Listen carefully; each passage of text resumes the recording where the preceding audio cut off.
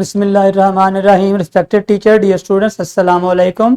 मैं हूं जाहिद जावेद आपके साथ मैथमेटिक्स 7 के यूनिट 2 लॉज ऑफ ऑपरेशंस के लेसन नंबर 2 के साथ आज हम स्टार्ट करेंगे। लेसन नंबर 1 हम ऑलरेडी पढ़ चुके लॉज ऑफ ऑपरेशन में, और आज हमारा लेसन 2 है। हमारा SLO है आज का laws of operations on the rational numbers. Laws of operation on the rational numbers के साथ हम काम करेंगे। लेसन प्लान अटैच कर दिया गया है, इससे टीचर्स और स्टूडेंट्स मुस्तफीद हो सकते हैं। तो हमारी आज की वार्म अप एक्टिविटीज के हमारे पास फिर अगेन जो है वो हमारे पास एक पिज्जा है, इसके हमने डिफरेंट पार्ट्स कर दिए, एक हाफ पार्ट और फिर एक हाफ पार्ट के मजीद 2 पार्ट जिसको हम क्वार्टर्स कह सकते हैं। ठीक है जी। अगर ये फुल होता है तो हम इसको 1 कह देते हैं, और अगर ये हाफ है 1/2 एंड क्वार्टर इज द 1/4। तो ये हमारे पास कुछ फ्रैक्शंस की फॉर्म में हमारे पास एक पिज्जा है। अगर हम इनको ऐड अप करें या सब्ट्रैक्ट करें इन फ्रैक्शंस को, तो मतलब ऐड करने का मतलब है कि ये लेट से हमने 2 क्वार्टर्स को प्लस कर लिया, और फिर इन 2 क्वार्टर्स का प्लस करने से 1 होता है, और सिमिलरली इनको हाफ को इस हाफ में ऐड अप करेंगे तो एक पूरा हमारे पास पिज्जा बन जाता है। सिमिलरली हम इनको मल्टीप्लाई भी और डिवाइड भी कर सकते हैं इन फ्रैक्शंस को। तो आज हमने इन फ्रैक्शंस को मल्टीप्लाई और डिवाइड करना सीखना है। Today's concept is multiplication and division of the rational numbers. Today's concept multiplication of and division of the rational numbers. तो रैशनल नंबर्स को आज हम मल्टीप्लाई और डिवाइड करना सीखते हैं। Example number 1/4 multiply 2/7। हमारी एग्जाम्पल नंबर 1 के अंदर 2 फ्रैक्शंस हैं जिनको हमने मल्टीप्लाई करना है। तो कैसे मल्टीप्लाई करते हैं? मल्टीप्लाई करने के लिए वेरी सिंपल, हमने दोनों फ्रैक्शंस के न्यूमिनेटर्स को न्यूमिनेटर्स के साथ मल्टीप्लाई करना है, और डिनोमिनेटर्स को डिनोमिनेटर से मल्टीप्लाई करना है। समटाइम ऐसा भी होता है, ठीक है, कि हमारे पास जो न्यूमिनेटर और डिनोमिनेटर में कुछ एक ऐसा टेबल होता है जो बोथ टेबल्स को डिवाइड कर रहा होता है, कट कर रहा होता है। तो अगर ऐसी सिचुएशन हो तो फिर हम उसको कैंसल आउट भी कर सकते हैं। फिलहाल हमने ये किया कि हमने 2 और 1 को मल्टीप्लाई करा दिया, और 7 और 4, मतलब numerator multiply numerator and the denominator multiply denominator. हमारे पास आंसर आ गया 2/14। What is the answer? 2/14। अगर हम देखते हैं तो 2 और 14 दोनों ही एक ही टेबल के साथ डिवाइड हो रहे हैं, जो कि 2 का टेबल है। तो इसको हम काट देते हैं। 2 1s are 2 and 2 7s are 14। The new answer will be the 1/7। तो हमारा इस तरीके से मल्टीप्लीकेशन अब हमारी फ्रैक्शंस की कंप्लीट हुई। हमने क्या करना है? न्यूमिनेटर्स को न्यूमिनेटर से और डिनोमिनेटर्स को डिनोमिनेटर से मल्टीप्लाई करा देना है।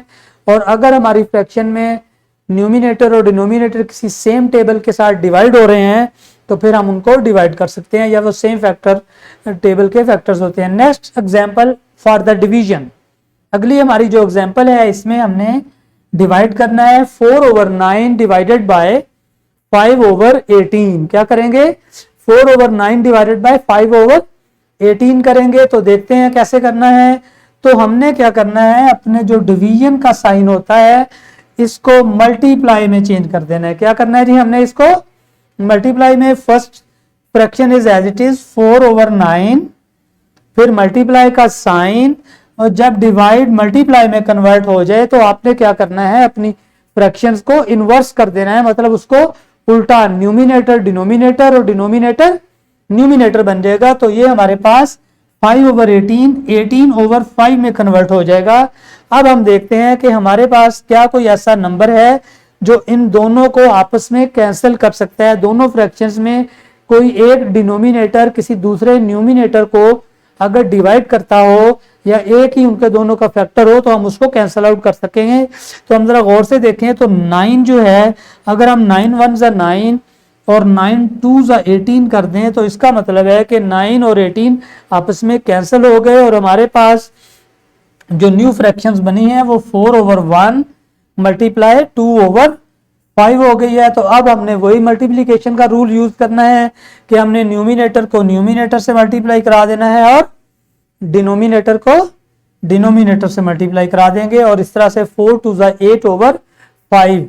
तो हमारे पास जो आंसर आ गया है वो 8/5 है, जो कि हमारे पास इम्प्रॉपर फ्रैक्शन है। और जब भी आपके पास कोई इम्प्रॉपर फ्रैक्शन होगी, आपने इसको मिक्स फ्रैक्शन में चेंज करना होता है, और आपको पता है कैसे करते हैं।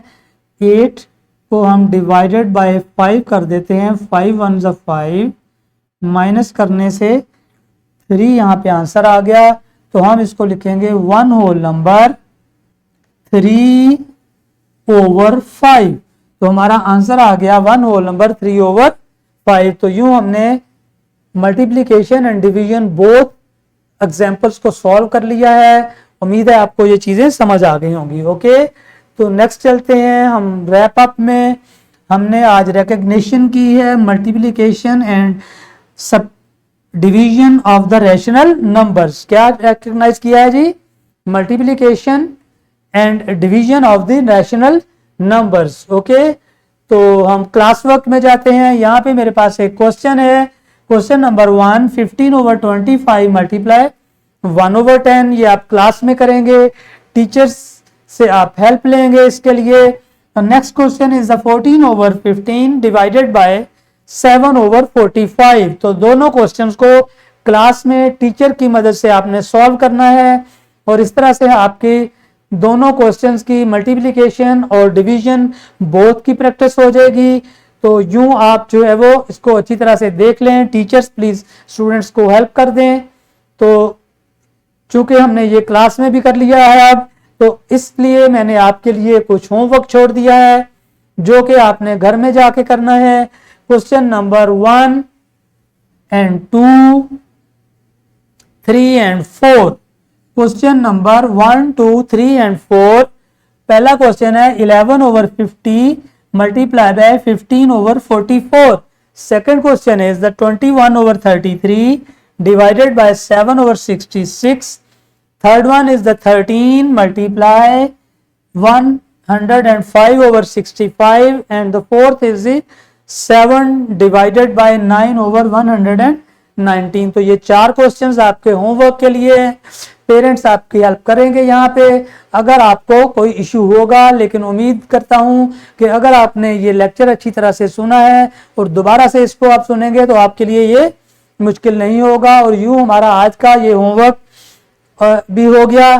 तो हम चलते हैं लेसन प्लान की तरफ, डिस्क्रिप्शन बॉक्स की तरफ, जिसके अंदर हमारे पास लेसन प्लान है, एक्स्ट्रा एक्टिविटीज हैं एंड पावर पॉइंट प्रेजेंटेशंस हैं। और यूं हमारा लेक्चर खत्म हो गया। तो उम्मीद है कि आपने आज multiplication and division of the fraction understand कर ली होगी। कोई प्रॉब्लम होगी तो दोबारा से वीडियो को चेक कर सकते हैं। मैं आपसे इजाजत चाहता हूं। अल्लाह हाफिज एंड थैंक यू।